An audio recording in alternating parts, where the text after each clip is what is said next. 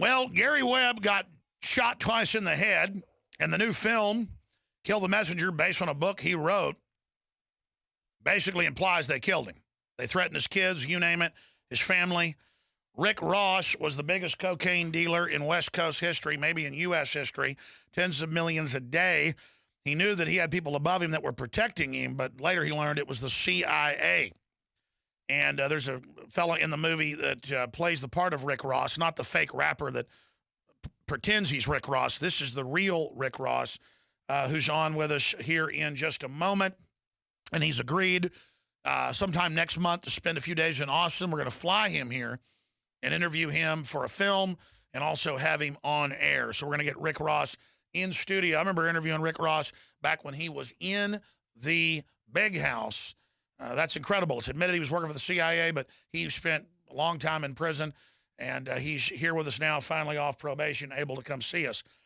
Before we go to Rick Ross, please don't forget that you got a lot of challenges out there to the immune system right now. MRSA, flesh-eating bacteria, all this other garbage. The best defense is a good immune system, not get it to begin with. Sunshine, non-GMO, purified water, lots of sleep, having a good time, having a good attitude. All these things, and studies show, are good for your overall health. Then, if you have any deficiencies in the CoQ10 or the PPQ or all these key things that are in DNA Force, or if your gut isn't flushed out by things like oxy powder, or you have a deficiency in proper, true, nascent iodine, and we have the best source out there from a deep earth crystal source, then you're going to be screwed up. And you've heard the listeners. In fact, it's almost become an issue. They call in so much on other subjects and bring it up. These are things that we did deep research on that nobody else is putting out, that we bring you on InfoWarsLife.com. And I think Survival Shield X2 Nascent Iodine is just as important as having colloidal silver like Silver Bullet from InfoWarsLife.com and Super Male Vitality and Super Female Vitality. Key building blocks of the body. Things the elite are obsessed with, things they don't want you to know about. InfoWarsLife.com or 888-253-3139. And all your purchases of books, films, Molon Labe, Second Amendment T-shirts, you name it, help fund this true cutting-edge, hardcore media operation that transcends left-right. We're about truth. The government made narcotics illegal in the 30s when people got wise and got rid of alcohol prohibition. Alcohol prohibition for a decade in the 20s tripled the size of organized crime, corrupted the police, and tripled alcoholism. Look it up. Then you had drugstores that sold cocaine, opium, speed. Drug use was very low, but you had people that abused it. They made it all illegal so select groups could bring it in and charge 20, 30 times. That's why all the big drug dealers out there, interviewed by Kevin Booth and others that have aired on Showtime shows, say, we don't want drugs legalized. Well, Rick Ross does because he understands that it's a weapon system now. Who would blame somebody if the government's involved, make money themselves on it? But they use it to imprison people. They use it to control whole populations. And the reason the story of Gary Webb is so important is Rick Ross had the courage to tell the truth, even though he was thrown in prison longer for it and abused for it. And even though his family was threatened and he was threatened, Gary Webb, who I knew well, we were going to build a website together. He'd been a frequent guest. He had quit the San Jose Mercury News. He was writing another book proving government money laundering and the worldwide crime cartel. He told me a few months before, he goes, I'm not coming back on till my book comes out, but I got to hide my stuff. They keep breaking in my house. Rick Ross talked to him a month before he got his head blown off. He said guys were breaking in. Okay? And then the media tried to demonize us when that came out. Look, we're telling the truth, folks. And the good news is, like a phoenix, Gary Webb has risen from the ashes, and one of the top films in the country is exposing it. And I got to tell you, I didn't think it'd be this accurate. It could have been a little more hardcore, but it got about as hardcore as I could imagine. Jeremy Renner produced it and stars in it. I'm such a big fan of him now. I liked him in Hurt Locker and in the Bourne movie. But, man, I tell you, if you knew Gary, if you followed the case, it freaked me out to see it because I'm somebody who's in the weird club of being death threatened myself. And so is Rick Ross. So, Rick, what was it like for you to see this film of your old friend Gary Webb, who was there at your trial and the rest of it? What was it like to go through this saga and 10 years after they killed him to be vindicated? What is it like for you, my friend? Well, just the whole thing when it came out that Gary was accurate and that the CIA admitted. I never thought in my wildest dreams that the CIA would have admitted that they sold drugs. So with that coming out, and then Gary had dreamed, because he said so many people, don't read books, and he always wanted a movie to come out. And just to see that his dream came true after all these years, and that somebody had the courage, I met Jeremy Renner in New York at one of the screenings, and I had to tell him, man, thanks for having the courage and just the kahunas to stand up, man, when everybody might go against you. That's right. They tried to manipulate the film. That came out, but 2 weeks before it was released, the CIA declassified that they indeed did target Webb to destroy him, embarrassing moles like the editor of the LA Times that lied for them. Incredible. What all did you talk about with Renner? And then give us your take when you saw the film. Well, we talked about the nerves that it took. It takes a lot of nerve. Because basically what Jeremy is doing now is he's being like Gary Webb. He's being almost like a whistleblower or an activist, for right. It's dangerous. Make no mistake. So for him to make a move like that, it could cost him his career. And it's just challenging, because I know how people started to treat me, when Gary had found all this information, and Gary connected me to the story. I didn't find this story. I knew absolutely nothing about the CIA, but when it all came out, everybody started accusing me of talking Gary into making all this stuff up, and I'm like, I didn't know none of this stuff. I didn't know who the Contras. I didn't know who the Contras was. I didn't know who Nicaragua was. I never been to Nicaragua. I knew the guy I was getting my drugs from was from Nicaragua, but I didn't know it was a country called Nicaragua. I was illiterate. How can I make up all these? And Gary was like, well, how can Rick make up these documents? And it was just like, so I could just imagine what Jeremy went through, and I just have to take his hat off, take my hat off to him, and hope that his career continues to thrive, and our people got to get behind people like that, man. We can't abandon them when they stick their neck out like this. Or when you stuck your neck out. It's amazing. Now, CIA aircraft have crashed repeatedly in Mexico and other areas loaded with cocaine. That was in Reuters. They now admit our government grows the opium in Afghanistan and ships it in. That's even on Fox News.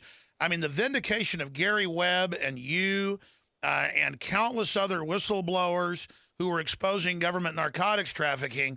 Why do you think the CIA has come out and admitted they bring in the narcotics and launder the money? Why do you think they came out and admitted they targeted Gary Webb and declassified that 3 weeks ago, 2 weeks before it came out? I mean, that's crazy. Why do you think that's happening? Well, Gary's information was so strong that it was going to be worse if they lied. A lot of times it's better once you get caught in the cookie jar to just admit it. And then they knew. I guess they knew too. That. Because, in my documentary that we've been doing, we have Gary's last interview, and Gary says in his interview is that it's really crazy with our new media system is that the CIA has admitted that they sold drugs and nobody knows about it. Incredible. And back then, though, it's a conspiracy theory, even though he had secret federal documents, even though he went to Nicaragua and talked to the kingpins. They tried to go back and say he was a liar. What was it like for you to see an actor playing you, who I think pulled it off pretty well, to see Renner pull off Webb so well?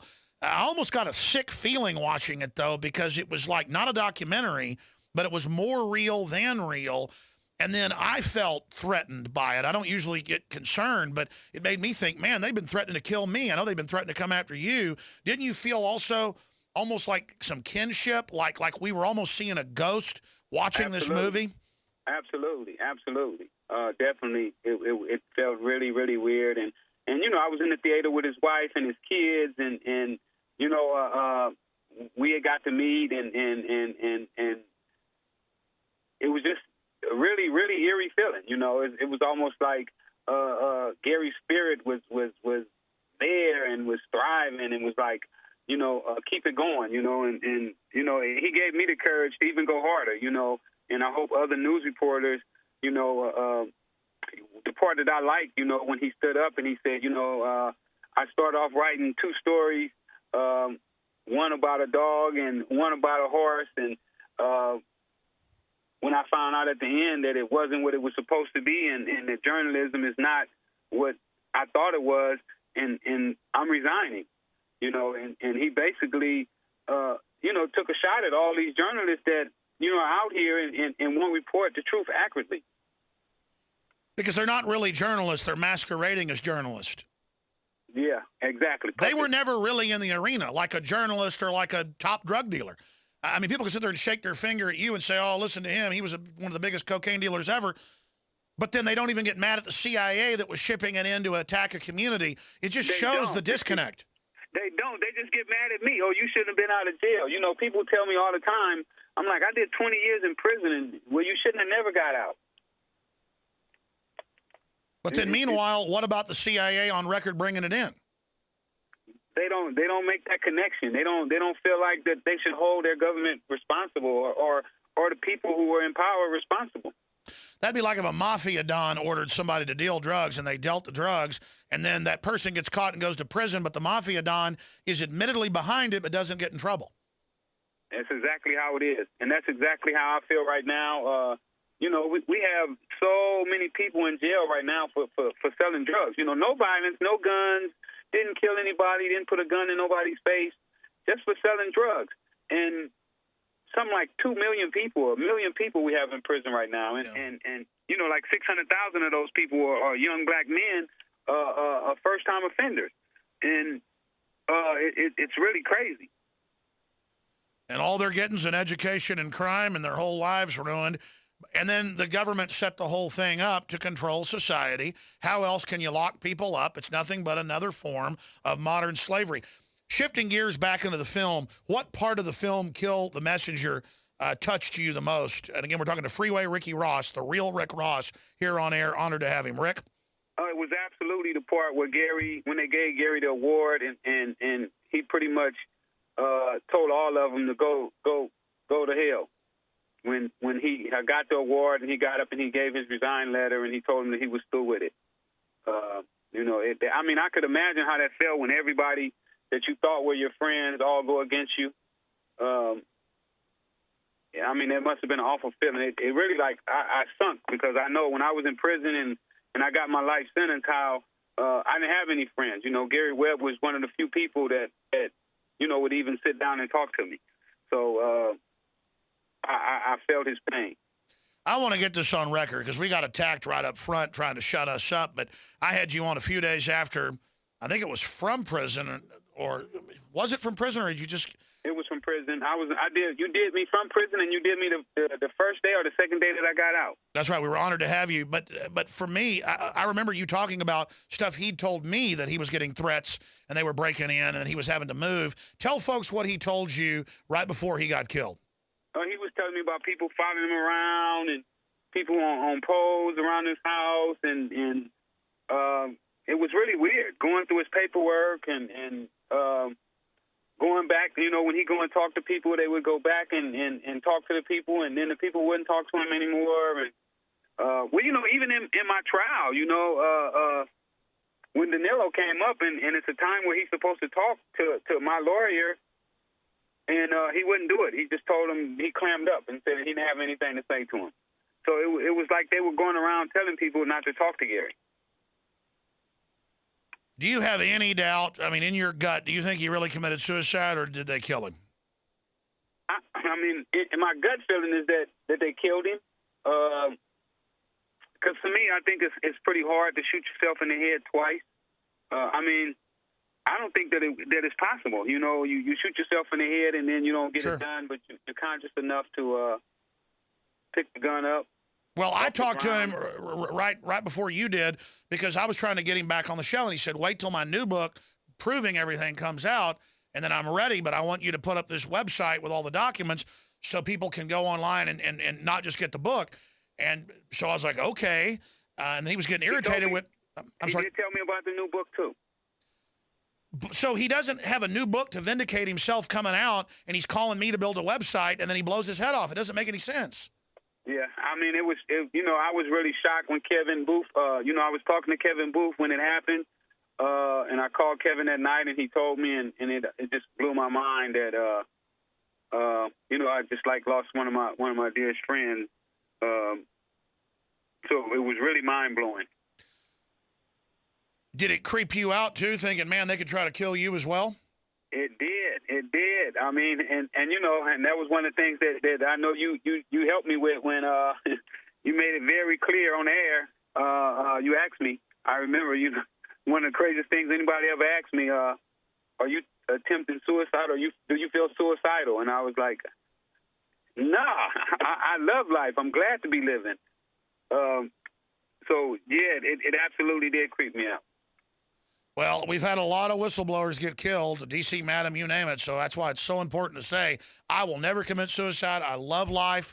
Same thing with you and all of us. And Gary was not suicidal. And I think it's important to show what a hero he was, because the film accurately shows. I know you guys got threatened outside the courtroom. He did. That wasn't in the film, but they did threaten his kids in the movie. We know that happened. And Gary didn't back down when they threatened his kids. And, folks, that takes a lot of courage. Oh, no, Gary's a bulldog. and just for the record, I am not planning on committing suicide. Matter of fact, Alex, I got a new book out myself. I just finished my book, Freeway Rick Ross, The Untold Autobiography. I want to get you here to cover it. When does it come out? Because I want to read it and I want to carry it. It's out now, so we'll get it, and then when I come down there, I bring it down. I'll mail it to you. Matter of fact, I'll mail you a copy out this. I'm sure it's powerful. We carry books like that in the bookstore, so I'll have my guy call you right after the show. I want to carry it, and like you said, you're open some next month, so come down and get in studio with us. All right, let's do that. I want to come back and do one more segment with Freeway Ricky Ross straight ahead, and that's freewayrick.com or IamTheRealRickRoss.com. IamTheRealRickRoss.com, freewayrick.com, and he is the real Rick Ross. And folks can say, what are you doing, having this government, guy on? He's not a government guy. He's somebody that the system basically falsely put in prison because the whole drug war is a fraud to begin with. Stay with us. RickRossBooks.com. You can find his new book. I knew it was coming out, but I guess it's already out. The True Story. Very important for folks to support him and get that book. And he's also, I know they got films in the works and a lot more. Kevin Booth's also made documentaries with him that have aired on Showtime, you name it. I need to get Kevin Booth back on, who was the guy that helped me interview you in prison, which was pretty amazing. He's got, of course, Sacred Cow Productions, sacredcow.com, certainly breaking the sacred cows. Rick, my point is it's hypocritical to put nonviolent people. It wasn't like you were Scarface. You were more of a, executive, type guy, at a level even above that. Violence is in the drugs because it's illegal. All the studies show you decriminalize, it ends it. So what about all these people in prison? I know you've been lobbying out there to try to change the laws. Tell us what you've been up to, Rick. Well, I felt that it's crazy to keep guys in prison that didn't hurt anybody, that didn't actually go up and rob you, put a gun in your face, or rape you, or something like that. But what they do is they let these kind of guys out of jail. The guys that are raping and child molesters, they go to jail. They get 2 years, slap on the wrist, because they're making room in prison to keep the drug dealers. And I think that it's crazy because drug dealers in general in the prison industry know it already. They have a study that they did, and they said drug dealers are not violent. Well, the majority. There are some that are violent, but the majority of them are not violent, that they're just people trying to make a living and trying to be productive. Well, if you make it illegal, people are going to get into it. And I mean, it's so obvious. And then real criminals are going to get involved as well, but they'd be criminals regardless. I mean, look, if they decriminalized as a former top drug kingpin, what would it do to the industry? It would drive the price down to where most people wouldn't want to get. It would be like, trying to sell cigarettes. They're so cheap that it's not worth it. Or even less than that even. So when they the more that they incarcerate, say for instance, if they go around to a neighborhood and they arrest all the drug dealers from that neighborhood, well, as soon as that happens, the price of the drugs go up. Once the price of the drugs go up, then it looks more attractive to the people in the community to get involved. Exactly. That's how you create the huge criminal economy, is having the drugs to begin with be illegal. Exactly. So you put an artificial price on something that's worth nothing, and then you make it worth $100,000. And then the big banks launder the money while the youth kill each other. Yep. And go to prison and work in the factory. And then all the good old boys go, make them inner city people work in the prison for 25 cents an hour, taking their job away on the outside. I mean, this drug war is killing this country, Rick. Yeah, you're right, because now they take the jobs from the people on the street and they put them inside the prison. And on the street, they won't give you that job because it's a $25 an hour job. But in prison, they'll pay you 25 cents an hour and give you that same job for 30 years. And they say they like to give guys a lot of time because once they train them, they don't have to retrain anybody for a long time. That's right. They're good slaves. That's what it is, folks. Freeway Ricky Ross, rickrossbook.com. And folks need to get his new book today. My only concern is for people that didn't know Webb, didn't follow it, the film's just powerful. It only gets, 7.5 stars, which is very high on IMDb. Folks, if you knew the inside case like I do or even more like Rick Ross does, I got to give it 9 out of 10 stars. I mean, it's an amazing film. Do you agree with that, Rick? I agree. Well, you look at it like this here. None of the major studios would touch it. It took a guy like Jeremy to get involved and to volunteer himself. I heard he volunteered his time. He didn't get paid. It was a work of love. And it took something like this to make it happen because none of the big wigs, the guys that's tied in with the government, were going to let it happen. But it shows they don't run the show that much anymore because it came out. Yeah. Rick, I really look forward to talking to you because I admire you, your courage you've got. You're not a hypocrite. You're the real deal. So we appreciate you. I'll say bye to you during the break. In the next 2 weeks, we're going to have you sitting right here, my friend, all right? All right, thank you. Thank you. We'll be right back with a third hour. Stay with us. I'm going to say bye to Rick Ross, Freeway Rick Ross, freewayrick.com. I'm Alex Jones with Infowars.com. We've confirmed the feds are stockpiling protective gear in expectation of emergency event at record levels and storable foods. We've got a storable foods company insider coming on to give us intel at the bottom of the next hour. Joel Gilbert's coming on in just a moment, filmmaker. There's no place like Utopia, but let's go back to your calls. Thanks for holding. Mike in Louisiana, you're on the air worldwide. Yes, Alex, good day. Mike, info warrior wagon guy in New Orleans. Oh, yeah, you're the guy going around with the video wagon. Good job. What's on your mind? I was filming an excerpt. I'm entering the contest, but I couldn't wait. I had to YouTube this and get it to you. I was interviewing a small couple from Denham Springs, Louisiana, or young couple, excuse me, from Denham Springs, Louisiana, firefighter. And I asked him if he was getting any training. I filmed this. It's on YouTube. And he said, yes, his department, his station just received 5 Class A Ebola suits and 300 body bags. He also mentioned an NSA letter that mentions lone wolf, where they're being directed to take off their decals, not show rank, take off their patches, not wear their T-shirts, as ISIS is going to start targeting any civil servants. And that's right. They use Al-Qaeda or ISIS as the simulant to get the fire department and everybody into a military mentality. But really, it's preparing for a civil war in the nation. The internal documents are it's for the Tea Party and gun owners, and those, of course, have been publicized. That's not just secret intel anymore. We broke it, of course, 6 years ago. It's now mainline intel. I'm familiar with your work. I've seen your YouTube channel, sir. We'll get a report out on this. Refresh my memory. What's the name of your YouTube channel, and what's the name of the video with the firefighter talking about the body bags? Yes, sir. It's under my name, Michael D. Barry, D-I, capital B-A-R-I. And the YouTube is This Should Scare You. I also have gotten finished today the poster. If it allow me to explain what it is. It's the Ebola Day, and it's Obama or President Ebola getting off, saluting with a cup in his hand, and you're dropping flyers from a biplane. For those that don't know, Infowars.com/contest, people have only got a few days left to put up the poster, shoot the video, put it on YouTube to win the $7,500.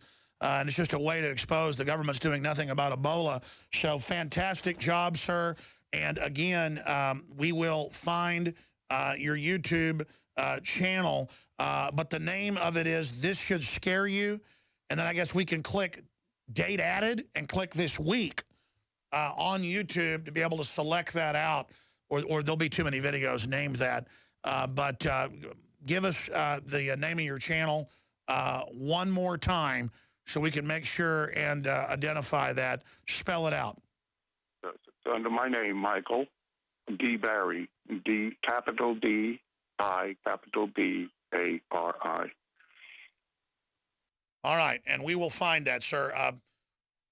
I would change the headline if I was you to Firefighters receive body bags for Ebola.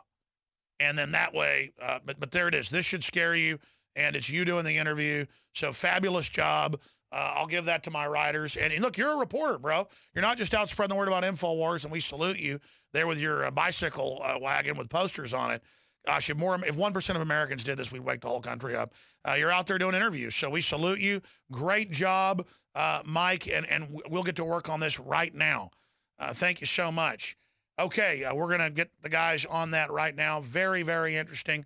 Firefighter tells press that they've received 300 body bags for Ebola. We'll be right back. I think that's newsworthy. Stay with us. We've got our special guest coming up.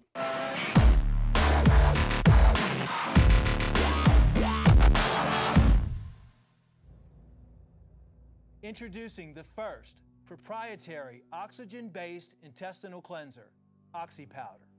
Backed by real FDA-approved phase 1, 2, and 3 clinical trials.